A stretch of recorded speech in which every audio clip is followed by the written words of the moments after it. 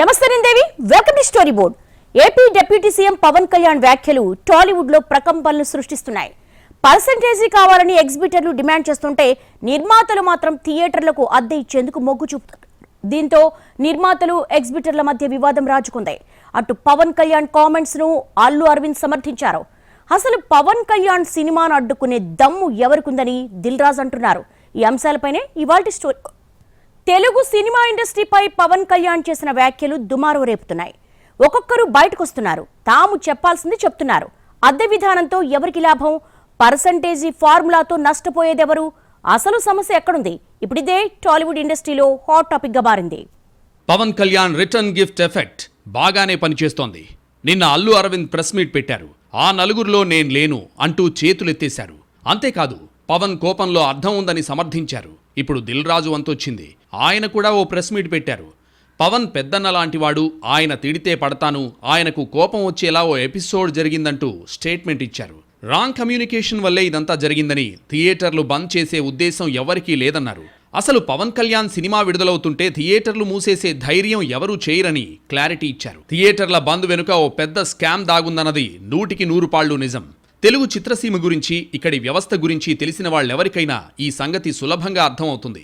పైకి థియేటర్ వ్యవస్థని కాపాడ్డానికి, థియేటర్ యజమానుల ఆర్థిక ప్రయోజనాల కోసమే ఇదంతా అని అనిపిస్తోంది. కానీ అసలు థియేటర్లన్నీ ఎవరి చేతుల్లో ఉన్నాయి? పర్సంటేజీ విధానం అమలు చేస్తే ఎవరికి లాభం అనే విషయాలు తెలిస్తే ఈ కుట్రదారులెవరో అర్థమవుతుంది. ఏపీ, తెలంగాణలో ఉన్న థియేటర్లలో సగానికి పైగా అల్లు అరవింద్, సురేష్ బాబు, దిల్ రాజు, ఏషియన్ సునీల్ చేతుల్లో ఉన్నాయి. కొన్ని సొంతం, చాలా మటుకు లీజ్. మిగిలిన థియేటర్లపై కూడా వీళ్ల ఆధిపత్యం ఉంది. ఏ థియేటర్లో ఏ సినిమా ఆడించాలి అనేది వీళ్లే డిసైడ్ చేయగలరు. వీళ్లు ఆడిందే ఆట, పాడిందే పాట. ఇప్పుడు థియేటర్లకు పర్సంటేజీ విధానం అమలు చేస్తే లాభం వీళ్లకే.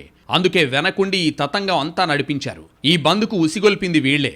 అయితే యాక్టివ్ నిర్మాణ సంస్థల్లో ముఖ్యమైన మైత్రి మూవీస్, సితారా ఎంటర్టైన్మెంట్స్, వైజయంతి లాంటి పెద్ద సంస్థలు వీటిని వ్యతిరేకించాయి. దాంతో అసలు గొడవ మొదలైంది. అద్దె, పర్సంటేజీ ఈ రెండు విధానాల వల్ల లాభాలున్నాయి, నష్టాలు ఉన్నాయి. అద్దె అంటే నికరమైన ఆదాయం. సూపర్ హిట్ సినిమాకు, ఫ్లాప్ సినిమాకు థియేటర్ల యజమానులకు వచ్చే ఆదాయంలో మార్పే ఉండదు. కానీ పర్సంటేజీ అలా కాదు. ఓ సూపర్ హిట్ సినిమా వస్తే నిర్మాత రాబడిలో కొంత థియేటర్ యజమాని పర్సంటేజీ రూపంలో లాక్కెళ్ళిపోతాడు. కాకపోతే ఆ అంతరం చాలా ఎక్కువగా కనిపిస్తోంది. ఉదాహరణకు అద్దె రూపంలో 5 లక్షలు చెల్లించాల్సిన చోట పర్సంటేజీ విధానం వల్ల 10 లక్షలు ఇవ్వాల్సి ఉంటుంది. ఇదంతా నిర్మాత, డిస్ట్రిబ్యూటర్ లాభాల్లో కోత అన్నమాట. అలాగని ప్రతి సినిమాకి ఇదే పద్ధతి ఉండదు. చిన్న సినిమా విడుదలైతే లీజుదారులకు అద్దెలే కావాలి, పర్సంటేజీలొద్దు. ఎందుకంటే చిన్న సినిమాలకు కలెక్షన్లో ఆశించిన స్థాయిలో ఉండవు. అంటే హిట్ సినిమా నుంచి దోచుకోవడానికి రెడీ అయిన లీజుదారులు ఫ్లాప్ సినిమా బాధల్ని పంచుకోవడానికి మాత్రం ముందుకు రారన్నమాట. ఒకవేళ చిన్న సినిమా కూడా పర్సంటేజీ విధానంపై ఆడించాలంటే థియేటర్కు వాటా ఎక్కువ ఇవ్వాల్సి ఉంటుంది.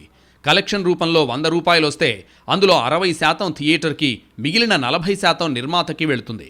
అంటే ఓ నిర్మాత సినిమాలు తీస్తోంది థియేటర్ లీజుదారుల కోసమే అనేలా సర్దుకుపోవాల్సిన పరిస్థితులు ఏర్పడ్డాయి. ఇదెక్కడి న్యాయమని నిర్మాతలు ప్రశ్నిస్తున్నారు. తెలుగు రాష్ట్రాల ఎగ్జిబిటర్లంతా ఫిల్మ్ ఛాంబర్లో చాలా దఫాలుగా సమావేశమయ్యారు. తమ డిమాండ్లేంటో వినిపించారు. ఆ సమావేశాలకు పట్టుమని 100 మంది కూడా హాజరవ్వలేదు. తెలుగు రాష్ట్రాల్లో 1000 మందికి పైగా ఎగ్జిబిటర్లుంటే సమావేశాల్లో కనిపించింది అందులో 10% మాత్రమే. అంటే నిజానికి ఎగ్జిబిటర్లు ఈ పర్సెంటేజీ విధానంపై ఎలాంటి ఆసక్తి చూపడం లేదు. ఎందుకంటే అద్దె అయినా, పర్సెంటేజ్ అయినా వాళ్లకు ఒరిగేది ఏముండదు. కారణం ఏంటంటే వాళ్లంతా థియేటర్లను ఎప్పుడో లీజులకు ఇచ్చేశారు. సొంత థియేటర్లు ఉన్నా వాటిపై లీజు ఫీజు తీసుకుంటూ గడిపేస్తున్నారు. థియేటర్లు వాళ్లవైనా వాటిపై పెత్తనం లీజుదారులవే. ఇదంతా కేవలం లీజుదారులు ఆడిస్తున్న డ్రామానే. దీంతో ఎగ్జిబిటర్లకు ఎలాంటి లాభం రావడం లేదు. ఈ కారణంగా వాళ్లంతా సైలెంట్ అయిపోయారు. తెలుగు నిర్మాతల్లో 90% మంది ఈ పర్సెంటేజీ విధానానికి వ్యతిరేకిస్తున్నారు.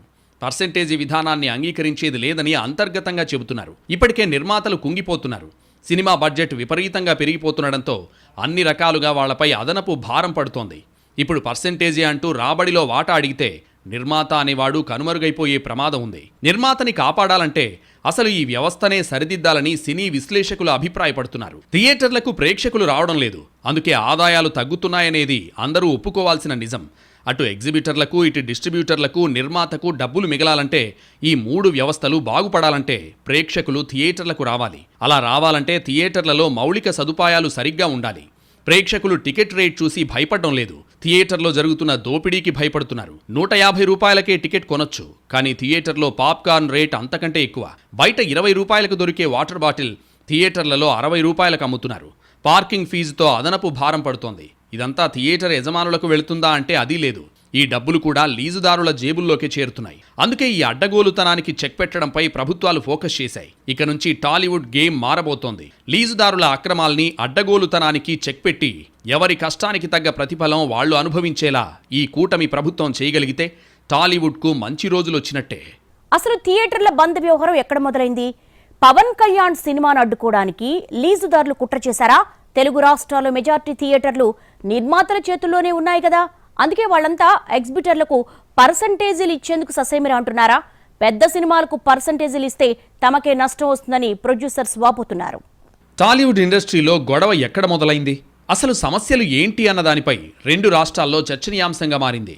ఈ నెల 18న తెలుగు రాష్ట్రాల ఎగ్జిబిటర్లు జూన్ 1 నుంచి సినిమా థియేటర్లు బంద్ చేయాలని నిర్ణయించారు. తెలంగాణ, ఆంధ్ర ఎగ్జిబిటర్ల సంయుక్త సమావేశంలో నిర్మాతలకు లేఖ రాయాలని ఎగ్జిబిటర్లు తీర్మానం చేశారు. సమావేశానికి దిల్ రాజు, సురేష్ బాబు సహా 60 మంది ఎగ్జిబిటర్లు హాజరయ్యారు. పర్సంటేజీ రూపంలో చెల్లిస్తేనే సినిమాలు ప్రదర్శిస్తామని తీర్మానించారు. అద్దె ప్రాతిపదికన సినిమాలను ప్రదర్శించలేమని తేల్చి చెప్పారు. తెలంగాణ, ఆంధ్రప్రదేశ్ ఎగ్జిబిటర్లకు, డిస్ట్రిబ్యూటర్లకు మధ్య ఎప్పటినుంచో పర్సంటేజీల అంశంపై చర్చ జరుగుతోంది. అద్దెల రూపంలో సినిమాలను ప్రదర్శించడం సాధ్యం కాదని ఎగ్జిబిటర్స్ చెబుతున్నారు.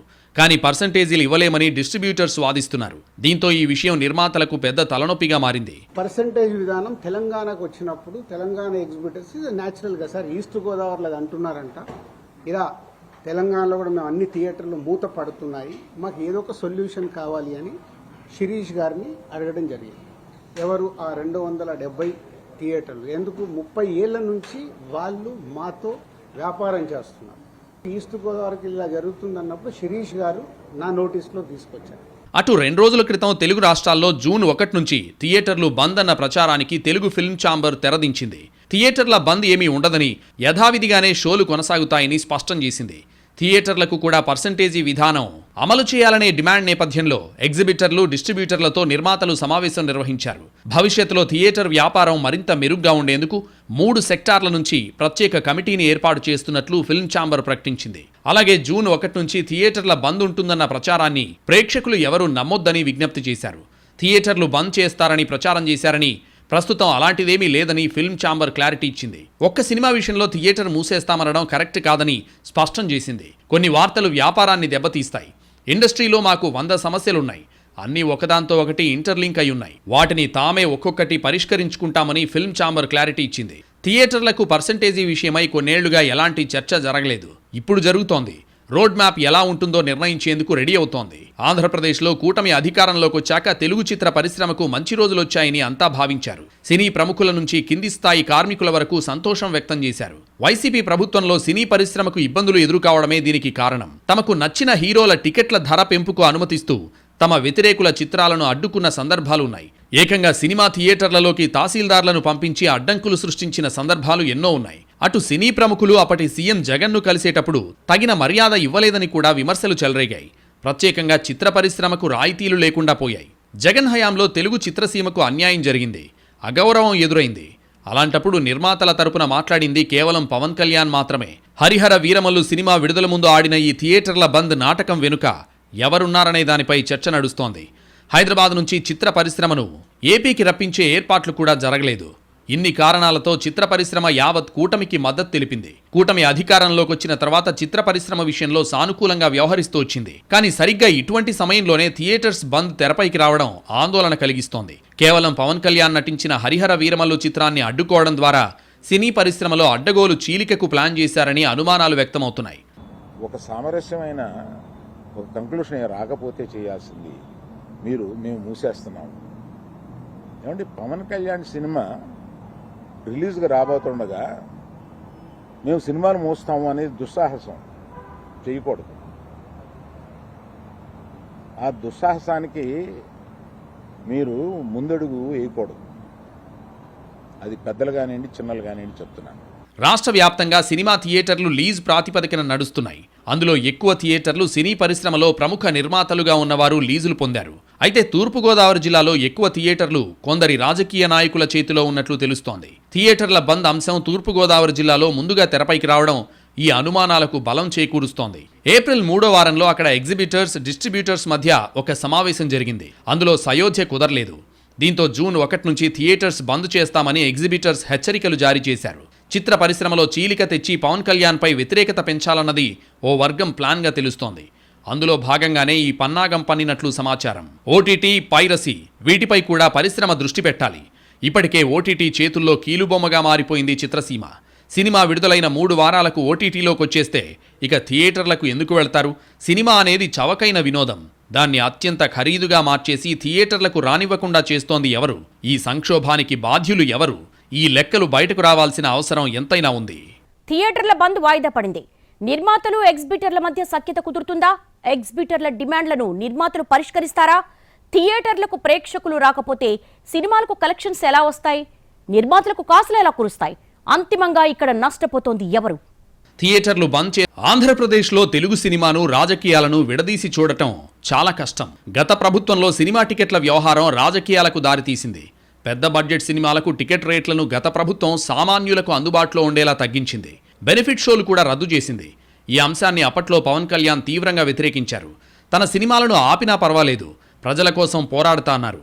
తన అన్న చిరంజీవిని అప్పటి సీఎం జగన్ తీవ్రంగా అవమానించారని, నమస్కారం పెట్టినా ప్రతి నమస్కారం పెట్టలేదని పవన్ ఎన్నికల ప్రచారంలో కామెంట్ కూడా చేశారు. ఆ తర్వాత కూటమి ప్రభుత్వం వచ్చాక కొంతమంది సినీ ప్రముఖులు వచ్చి డిప్యూటీ సీఎం పవన్ కళ్యాణ్ని కలిశారు.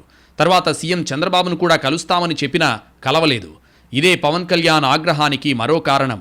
థియేటర్లు బంద్ ప్రస్తుతం థియేటర్ల బంద్ నిర్ణయాన్ని వాయిదా వేసుకున్నారు. అయితే ఈ నిర్ణయం వెనుక ఎవరున్నారు అనే అంశం ఇప్పుడు కీలకంగా మారింది. వచ్చే నెల 12న పవన్ సినిమా హరిహర వీరమల్లు విడుదలవుతోంది.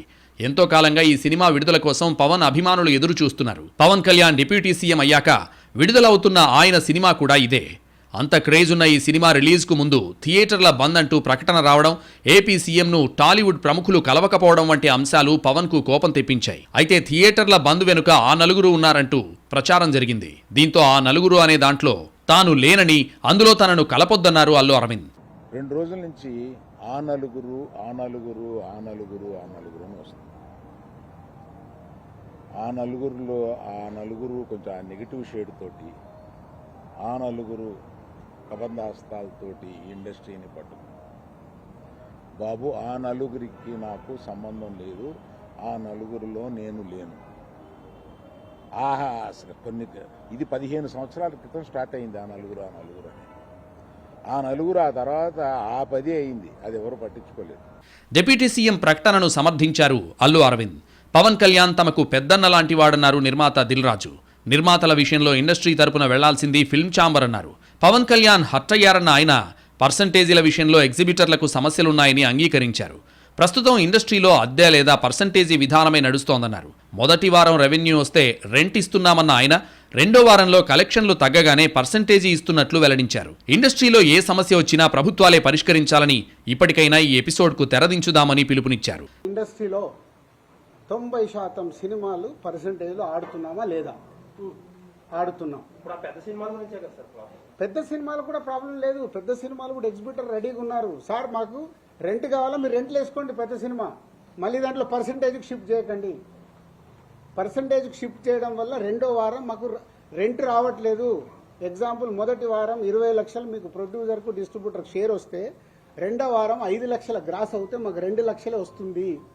మాకు అది వర్కౌట్ అవ్వట్లేదు. సో రెంట్ ఆర్ పర్సంటేజ్, మీరు పాయింట్ మర్చిపోకండి. థియేటర్ బంద్ ప్రకటన వెనుక ఉన్నది చిన్న సమస్య కాదు, పెద్ద సమస్యే. కొన్ని వేల కుటుంబాలు థియేటర్ల మీద ఆధారపడ్డాయి. ఒక సినిమాను ప్రొడ్యూసర్ నిర్మించాక నిర్మాత నుంచి డిస్ట్రిబ్యూటర్ కొంటాడు, ఎగ్జిబిటర్కు విక్రయించి లాభాలు పొందుతాడు. ఇక్కడ ఎగ్జిబిటర్ థియేటర్ల చైన్ అయినా కావచ్చు, లేదా సింగిల్ స్క్రీన్ థియేటర్ అయినా ఉండొచ్చు. అయితే గత కొన్నేళ్లుగా టాలీవుడ్లో అనేక మార్పులొచ్చాయి. తెలుగు రాష్ట్రాల్లో 1500 థియేటర్లుంటే వాటిలో అధిక శాతం కొందరి చేతిలోనే ఉంటాయనే ప్రచారం ఉంది. ఆ కొందరే టాలీవుడ్ను శాసిస్తున్నారనే విమర్శలున్నాయి. థియేటర్లు చేతిలో ఉంటే ఆ సినీ పెద్దలదే గుత్తాధిపత్యం. వాళ్ళు థియేటర్లు ఇవ్వకపోతే ఇతరులు సినిమాలు విడుదల చేసుకోలేరు. కాబట్టి థియేటర్లు ఎవరి చేతిలో ఉన్నాయనేది కీలకం.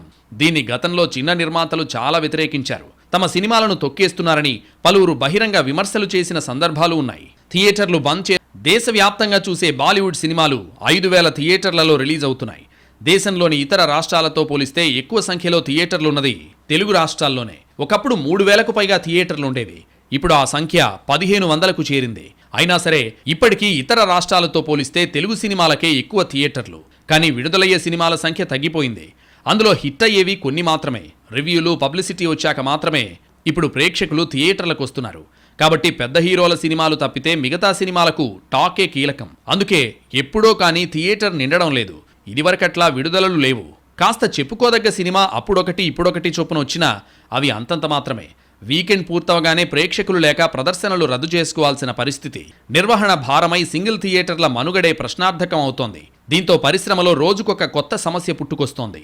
థియేటర్లు బంద్ చే బాహుబలి తర్వాత టాలీవుడ్ స్థాయి పెరిగింది. పాన్ ఇండియా లెవెల్కు సినీ ఇండస్ట్రీ ఎదిగింది. అయితే ప్రతి సినిమా పాన్ ఇండియా మూవీ కాలేదు. అంత కలెక్షన్లు రావు. ఇది పట్టించుకోకుండా పెద్ద హీరోల సినిమాలన్నీ పాన్ ఇండియా సినిమాని ఏడాది పాటు తీయడం, వాటికి టికెట్ రేట్లు పెంచడం వల్ల సినిమాల సంఖ్య తగ్గడంతో పాటు థియేటర్లకు వచ్చే ప్రేక్షకులు తగ్గిపోతున్నారు. దాని పర్యవసానంగా థియేటర్లు మనుగడ సాగించలేకపోతున్నాయి. ఇటీవల రీరిలీజ్ల ట్రెండ్ కూడా నడుస్తోంది. పాత సినిమాలను మళ్లీ వేస్తున్నా ప్రేక్షకులు ఆదరిస్తున్నారు. అంటే థియేటర్లలో సినిమాలు చూసే ప్రేక్షకులకు కొదవ లేదని అర్థమవుతోంది. థియేటర్లలో సినిమాలు చూడడమనే ఎంజాయ్మెంట్ను చాలా మంది కోరుకుంటారు. అయితే రిలీజ్ అయిన నెల రోజులకే ఓటీటీల్లో సినిమాలు వస్తుండడం, పైరసీ కూడా థియేటర్ల పాలిట శాపంగా మారుతున్నాయి. భారీ సినిమాలు తీయడం, వాటికి టికెట్ రేట్లు పెంచడం కూడా సగటు ప్రేక్షకుడు థియేటర్లకు రాకుండా చేస్తున్నాయి. సినిమా చూడాలని ఉన్నా థియేటర్కు వెళ్తే భారీగా ఖర్చవుతుందన్న ఆలోచనతో చాలామంది ఓటీటీలో చూసుకుందాంలే అనే భావనకొస్తున్నారు. ఒకవైపు ప్రేక్షకులు థియేటర్లకు రావడం లేదంటూనే టికెట్ల రేట్లు పెంచేస్తున్నారు. దీనివల్ల వస్తున్న కొద్దిమంది ప్రేక్షకుల్ని దూరం చేసుకుంటున్నారనే వాదన ఉంది. పైరసీ భూతం కూడా టాలీవుడ్ను వెంటాడుతోంది. ఏ సినిమా అయినా థియేటర్లలో విడుదలైన గంటల వ్యవధిలో ఆన్లైన్లో దర్శనమిస్తోంది. 100 కోట్లు పెట్టుబడిగా పెట్టి తీసిన సినిమా గంటల వ్యవధిలో బూడిదపాలు చేస్తున్నారు. పైరసీ వెబ్సైట్స్, ఫ్యాన్స్ వార్, ఇలా కారణాలు ఏవైనా చివరికి నష్టపోయేది సినిమా నిర్మాతలే. పైరసీ భూతాన్ని అరికట్టేందుకు కఠిన చట్టాలు ఉన్నా ఎంతవరకు ఆచరణలో ఉన్నాయన్నదే పెద్ద ప్రశ్న. పైరసీ కారణంగా ప్రతి ఏడాది వినోద రంగానికి 20,000 కోట్లకు పైగా నష్టం వస్తోందని అంచనా. ఇలా ఇన్ని సమస్యలు టాలీవుడ్ను వెంటాడుతున్నాయి. వీటన్నింటినీ చక్కబెట్టుకుంటేనే తెలుగు సినిమా ఇండస్ట్రీ మనుగడ కొనసాగుతుంది.